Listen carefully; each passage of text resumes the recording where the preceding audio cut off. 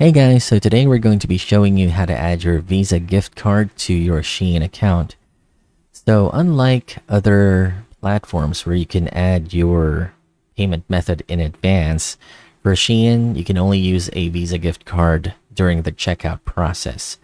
So let's just add a random item here.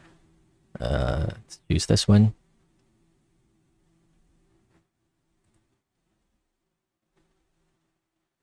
Let's add this to cart. Let's view the cart. And let's check out.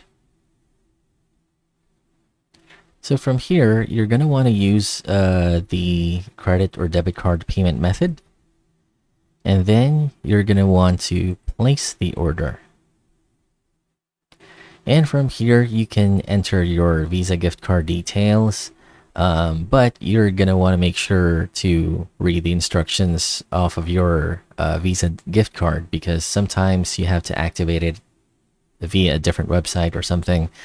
But in the end, you can just use the credit card or your Visa gift card details here, and then you place order, and that is all you need to do. So pretty simple. If you found this useful, please like and subscribe, and I'll see you guys next time.